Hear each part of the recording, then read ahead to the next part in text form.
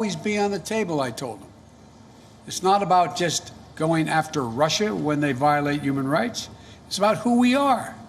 How could I be the President of the United States of America and not speak out against the violation of human rights? I told him that unlike other countries, including Russia, we're uniquely a product of an idea. You've heard me say this before again and again, but I'm going to keep saying it. What's that idea? We don't derive our rights from the government.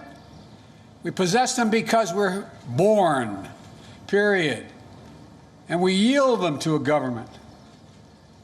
And so the forum, I pointed out to him that that's why we're going to raise our concerns about cases like Alexei Navalny. I made it clear to President Putin that we'll continue to raise issues of fundamental human rights, because that's what we are. That's who we are. The idea is we hold these truths self-evident, that all men and women, we haven't lived up to it completely, but we've always widened the arc of commitment and included more and more people. And I raised the case of two wrongfully imprisoned American citizens, Paul Whelan and Trevor Reed. I also raised the ability of Radio Free Europe and Radio Liberty to operate and the importance of a free press and freedom of speech. I made it clear that we will not tolerate attempts to violate our democratic sovereignty or destabilize our democratic elections, and we would respond. The bottom line is, I told President Putin that we need to have some basic rules of the road that we can all abide by. I also said there are areas where there's a mutual interest for us to cooperate. For our people, Russian and American people, but also for the benefit of the world and the security of the world. One of those areas is strategic stability. You asked me many times, what was I going to discuss with Putin before I came? I told you I only negotiate with the individual, and now I can tell you what I was intending to do all along. And that is to discuss and raise the issue of strategic stability and try to set up a mechanism whereby we dealt with it. We discussed in detail the next steps our country should take on arms control measures, the steps we need to take to reduce the risk of unintended conflict. And I'm pleased that we agreed today to launch a bilateral strategic stability dialogue. Diplomatic speak for saying get our military experts and our diplomats together to work on a mechanism that can lead to control of new and dangerous and sophisticated weapons that are coming on the scene now, that reduce the times of response, that raise the prospects of accidental war. And we went into some detail of what those weapon systems were.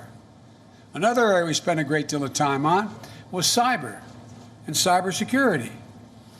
I talked about the proposition that certain critical infrastructure should be off limits to attack, period, by cyber or any other means. I gave them a list. If I'm not mistaken, I don't have it in front of me, 16 specific entities, 16 defined as critical infrastructure under U.S. policy, from the energy sector to our water systems. Of course, the principle is one thing. It has to be backed up by practice. Responsible countries need to take action against criminals who conduct ransomware activities on their territory. So we agreed to task experts in both our countries to work on specific understandings about what's off limits and to follow up on specific cases that originate in other countries, in either of our countries. There's a long list of other things we spent time on, from the urgent need to preserve and reopen the humanitarian corridors in Syria so that we can get food, just simple food and basic necessities, to people who are starving to death. How to build it and how it is in the interest of both Russia and the United States to ensure that Iran does not acquire nuclear weapons. We agreed to work together there because as much as Russia's interest is ours. And to how we can ensure the Arctic remains a region of cooperation rather than conflict. I caught part of President Putin's press conference, and he talked about the need for us to be able to have some kind of modus operandi where we dealt with making sure the Arctic was, in fact, a free zone. And to how we can each contribute to the shared effort of preventing the resurgence of terrorism in Afghanistan. It's very much in the interest of Russia not to have a resurgence of terrorism in Afghanistan. There are also areas that are more challenging. I communicated the United States' unwavering commitment to the sovereignty and territorial integrity of Ukraine. We agreed to pursue diplomacy related to the Minsk agreement. And I shared our concern about Belarus. He didn't disagree with what happened. He just has a different perspective of what to do about it. But I know you have a lot of questions, so let me close with this. It was important to meet in person, so there can be no mistake about or misrepresentations about what I wanted to communicate. I did what I came to do. Number one, identify areas of practical work our two countries can do to advance our mutual interest and also benefit the world. Two, communicate directly that the United States will respond to actions that impair our vital interest or those of our allies. And three, to clearly lay out our country's priorities and our values so we heard it straight from me. And I must tell you, the tone of the entire meetings, I guess it was a total of 4 hours, was good, positive. There wasn't any strident action taken. Where we disagreed, I disagreed, stated where it was. Where he disagreed, he stated. But it was not done in a hyperbolic atmosphere. That is too much of what's been going on. Over this last week, I believe, I hope, the United States has shown the world that we are back, standing with our allies. We rallied our fellow democracies to make concerted commitments to take on the biggest challenges our world faces. And now we've established a clear basis on how we intend to deal with Russia and the U.S.-Russian relationship. There's much more work ahead. I'm not suggesting that any of this is done. We've gotten a lot of business done on this trip. And before I take your questions, I want to say one last thing. Folks, look, this is about how we move from here. I listened to, again, a significant portion of what President Putin's press conference was. And as he pointed out, this is about practical, straightforward, no-nonsense decisions that we have to make or not make. We'll find out within the next 6 months to a year whether or not we actually have a strategic dialogue that matters. We'll find out whether we work to deal with everything from release of people in Russian prisons or not. We'll find out whether we have a cybersecurity arrangement that begins to bring some order. Because look, the countries that most are likely to be damaged, failure to do that, are the major countries. For example, when I talked about the pipeline that cyber hit for $5 million, that ransomware hit in the United States, I looked at him and I said, well, how would you feel if ransomware took on the pipelines from your oil fields? He said it would matter. This is not about just our self-interest. It's about a mutual self-interest. I'll take your questions, and as usual, folks, they gave me a list of the people I'm going to call on. So, Jonathan, Associated Press. Thank you, sir. U.S. intelligence has said that Russia tried to interfere in the last two presidential elections and that Russia groups are behind hacks like SolarWinds and some of the ransomware attacks you just mentioned. Putin, in his news conference just now, accepted no responsibility for any misbehavior. Your predecessor opted not to demand that Putin stop these disruptions. So what is something that concrete, sir, that you achieved today to prevent that from happening again, and what were the consequences you threatened him? Whether I stopped it from happening again, he knows I will take action, like we did this last time out. What happened was we, in fact, made it clear that we were not going to continue to allow this to go on. The end result was we ended up withdrawing, they ended up withdrawing ambassadors. We closed down some of their facilities in the United States, et cetera. He knows there are consequences. And look, one of the consequences that I don't know, I shouldn't say this, it's unfair of me. I suspect you may all think doesn't matter. But I'm confident matters to him, confident matter to him and to other world leaders of big nations. His credibility worldwide shrinks. Let's get this straight. How would it be if the United States were viewed by the rest of the world as interfering with the elections directly of other countries and everybody knew it? What would it be like if we engaged in activities that he is engaged in? It diminishes the standing of a country that is desperately trying to make sure it maintains its standing as a major world power. And so it's not just what I do, it's what the actions that other countries take, in this case Russia, that are contrary to international norms. It's the price they pay. They are not able to dictate what happens in the world. There are other nations of significant consequence, i.e. the United States of America being one of them. Mr. President, just a quick follow on the same theme of consequences. You said human rights. What did you say would happen if opposition leader Alexei Navalny dies? I made it clear to him that I believe the consequences of that would be devastating for Russia. I'll go back to the same point. What do you think happens when he's saying it's not about hurting Navalny, this, all the stuff he says to rationalize the treatment of Navalny, and then he dies in prison? I pointed out to him that it matters a great deal when a country, in fact, and they asked me why I thought it was important to continue to have problems with the president of Syria. I said because there's a violation of international norm. It's called the Chemical Weapons Treaty. It can't be trusted. It's about trust. It's about their ability to influence other nations in a positive way.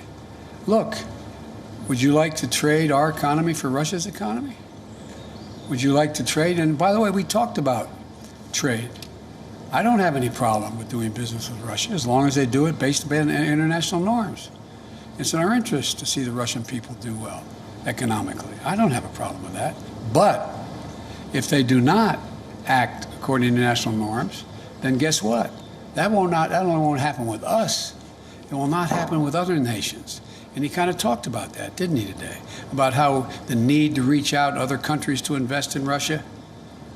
They won't, as long as they are convinced that, in fact, the violations, for example, the American businessman who was in house arrest, and I pointed out, you want to get American business to invest, let him go.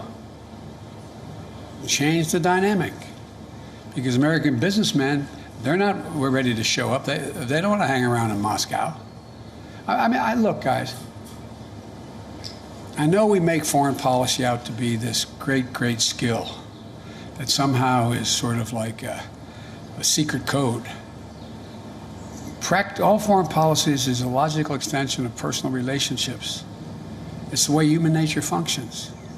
And understand, when you run a country that does not abide by international norms, and yet you need those international norms to be somehow managed so that you can participate in the benefits that flow from them, it hurts you. That's not a satisfying answer. Biden said he'd invade Russia. It's not, By the way, that was a joke. That's not true. But my generic point is, it is more complicated than that. David Sanger. I thought I just saw David. There he is. Thank you, Mr. President. In the run-up to this discussion, there's been a lot of talk about the two countries spilling down into a Cold War. And I'm wondering if there was anything that you emerged from in the discussion that made you think that With your permission, I'm going to take my coat off. The sun is hot. Anything that would make you think that Mr. Putin has decided to move away from his fundamental role as a disruptor, particularly a disruptor of NATO and the United States. And if I could also just follow up on your description of how you gave him a list of critical infrastructure in the United States, did you lay out very clearly what it was that the penalty would be for interfering in that critical infrastructure? Did you leave that vague? Did he respond in any way to it? Let me answer your first. Well, I'll answer your second question first. I pointed out to him we have significant cyber capability. and he knows it. He doesn't know exactly what it is, but it's significant. And if in fact they violate these basic norms, we will respond. Cyber. He knows, in the cyber way. Number two, I think that the last thing he wants now is a Cold War. Without quoting him, which I don't think is appropriate, let me ask you a rhetorical question. You got a multi-thousand-mile border with China. China is moving ahead, hell-bent on election, as they say, seeking to be the most powerful economy in the world, the largest, and the most powerful military in the world. You're in a situation where your economy is struggling. You need to move it in a more aggressive way than in terms of growing it. And I don't think he's looking for a Cold War with the United States. I don't think it's about as I said to him, I said, your generation and mine are about 10 years apart. This is not a kumbaya moment, as he used to say back in the 60s in the United States, like, let's hug and love each other. But it's clearly not in anybody's interest, your country's or mine, for us to be in a situation where we're in a new Cold War. And I truly believe he thinks that. He understands that. But that does not mean he's ready to, quote, figuratively speaking, lay down his arms and say, come on. He still, I believe, is concerned about being, quote, encircled. He still is concerned that we, in fact, are looking to take him down, et cetera. He still has those concerns. But I don't think they are the driving force as the kind of relationship he's looking for with the United States. Jennifer Jacobs.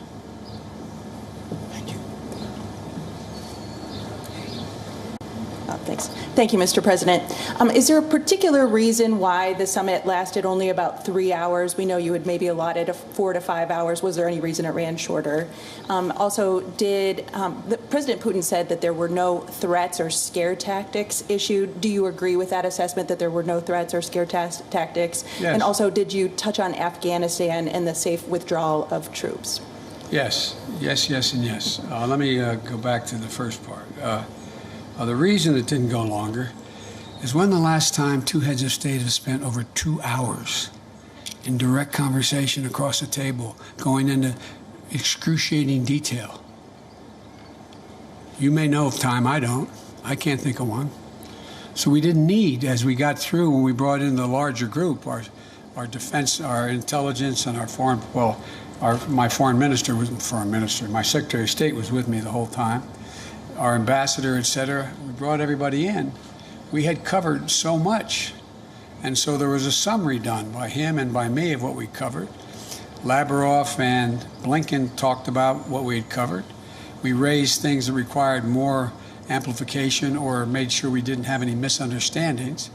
And so it was kind of after 2 hours there, we looked at each other like, okay, what next? What is going to happen next is we're going to be able to look back, look ahead in 3 to 6 months and say, did the things we agreed to sit down and try to work out, did it work? Are we closer to a major strategic stability talks and progress? Are we further along in terms of and go down the line? That's going to be the test. I'm not sitting here saying because the President and I agreed that we would do these things, that all of a sudden it's going to work. I'm not saying that. What I'm saying is I think there's a genuine prospect to significantly improve the relations between our two countries without us giving up a single solitary thing based on principle and our values. No, there were no threats. There were, as a matter of fact, I heard he quoted my mom and quoted other people today. Well, it was very, as we say, which will shock you coming from me, somewhat colloquial. And we talked about basic fundamental things. And you know how I am. I explain things based on personal basis. What happens if, for example. And so there were no threats, just simple assertions made, and no, well, if you do that, then we'll do this, with anything I said.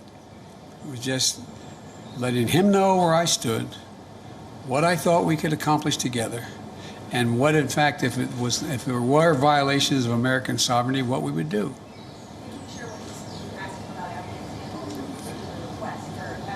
No, he asked us about Afghanistan. He said that he hopes that we're able to maintain some peace and security, and I said that has a lot to do with you. He indicated that he was prepared to, quote, help on Afghanistan. I won't go into detail now, and help on Iran, and help on, and in return, we told him about what we wanted to do relative to bringing some stability and economic security, or physical security, to the people of Syria and Libya. So we had those discussions. Yamiche. Thanks so much, Mr. President. Did you say that you didn't issue any threats? Were there any ultimatums made when it comes to ransomware? And how will you measure success, especially when it comes to these working groups on Russian meddling and on cybersecurity? Well, it's going to be real easy. They either, for example, on cybersecurity, are we going to work out where they take action against the ransomware criminals on Russian territory? They didn't do it. I don't think they planned it in this case. And are they going to act? We'll find out. Will we commit? What can we commit to act in terms of anything affecting, violating international norms that negatively affects Russia? What are we going to agree to do? And so I think we have real opportunities to move. And I think that one of the things that I noticed when we had the larger meeting is that people who are very, very well informed started thinking, you know, this could be a real problem. What happens if that ransomware outfit were sitting in Florida or Maine and took action, as I said, on their single lifeline to their economy, oil? It'd be devastating. And they're like, you could see them kind of go, not we'd do that, but like, whoa. So it's in everybody's interest that these things be acted on. We'll see, though, what happens from these groups we put together. The third one, yes, go ahead. Mr. President, when President Putin was questioned today about human rights, he said the reason why he's cracking down on opposition leaders is because he doesn't want something like January 6th to happen in Russia. And he also said he doesn't want to see groups formed like Black Lives Matter. What's your response to that, please? My response is kind of what I communicated, that I think that's a ridiculous comparison. It's one thing for literally criminals to break through cordon, go into the Capitol, kill a police officer, and be held unaccountable. And it is for people objecting and marching on the Capitol and saying, you are not allowing me to speak freely. You are not allowing me to do A, B, C, or D. And so they're very different criteria. Steve Holland, Reuters. President Putin said he was satisfied with the answer about your comment about him being a killer. Could you give us your side on this? What did you tell him? He's satisfied. Why would I bring it up again? And now that you've talked to him, do you believe you can trust him? Look, this is not about trust. This is about self-interest and verification of self-interest. That's what it's about. So I virtually almost anyone that I would work out an agreement with that affected the American people's interest, I don't say, well, I trust you, no problem. Let's see what happens. You know, as that old expression goes, the proof of the pudding's in the eating. We're going to know shortly. Igor, Radio Free Europe and Radio Liberty. Hello, Mr. President. Hello, Mr. President. You want to go in the shade? You can't. Can you see? Thank you. Yeah. All right. Yeah. I think you know attacks in civil society and the free press continue inside Russia. Yes. For example, Radio Free Europe. Yes. Radio Liberty, Voice of America, Current Time TV channel where I work, branded foreign agents, and several other independent media. So we are essentially being forced out in Russia 30 years after President Yeltsin invited us in. My question is, after your talks with President Putin, how interested do you think he's in improving the media climate in Russia? I wouldn't put it that way, in terms of improving the climate. I would, in fact, put it in terms of how much interest does he have in burnishing Russia's reputation that is viewed as not being contrary to democratic principles and free speech. That's a judgment I cannot make. I don't know. But it's not because I think he's interested in changing the nature of a closed society or closed government's actions relative to what he thinks is the right of government to do what it does. It's a very different approach. You know, there's a couple of really good biographies. I told him I read most everything he's written and the speeches he's made, and I've read a couple of very good biographies, which many of you have as well. And I think I pointed out to him that Russia had an opportunity, that brief shining moment after Gorbachev and after things began to change drastically, to actually generate a democratic government. But what happened was it failed, and there was a great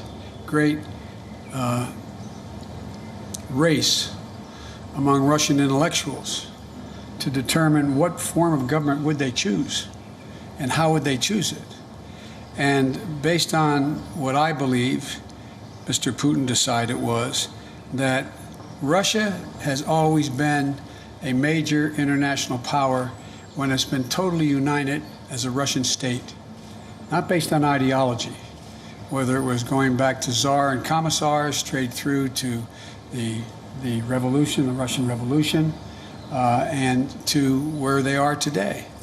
And I think that it's clear to me, and I've said it, that I think he decided that the way for Russia to be able to sustain itself as a great, quote, great power is to, in fact, unite the Russian people on just the strength of the government. The government controls, not necessarily ideologically, but the government. And I think that's the choice that was made.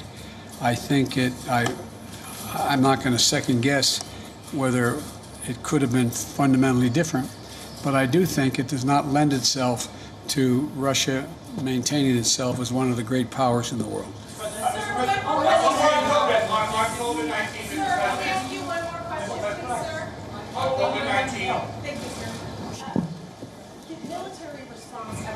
In this conversation today, did you, in terms of the red lines that you laid down, is military response an option for a ransomware attack? And President Putin had called you in his press conference an experienced person. You famously told him he didn't have a soul. Do you now have a deeper understanding of him after this meeting? Thank you very much. But on the military response, sir? No, we didn't talk about military response. In the spirit, Mr. President, you saying that there is no substitute for face-to-face dialogue, and also with what you said at NATO, that the biggest problems right now are Russia and China. You've spoken many times about how you have spent perhaps more time with President Xi than any other world leader. So is there going to become a time where you might call him old friend to old friend and ask him to open up China to the World Health Organization investigators who are trying to get to the bottom of COVID-19? Let's get something straight. We know each other well. We're not old friends. It's just pure business. So I guess my question would be, you've said that you were going to press China. You signed on to the G7 communique that said the G7 were calling on China to open up, to let the investigators in. But China basically says they don't want to be interfered with anymore. So what happens now? The impact, the world's attitude toward China as it develops. China's trying very hard to project itself as a responsible and very, very forthcoming nation. That they are trying very hard to talk about how they're taking and helping the world in terms of COVID-19 and vaccines, and they're trying very hard. Look, certain things you don't have to explain to the people of the world. They see the results. is China really actually trying to get to the bottom of this? One thing we did discuss, as I told you, in the EU and at the G7 and with NATO. What we should be doing, and what I'm going to make an effort to do, is rally the world to work on what is going to be the physical mechanism available to detect early on the next pandemic and have a mechanism by which we can respond to it and respond to it early. It's going to happen. It's going to happen, and we need to do that. Thank you.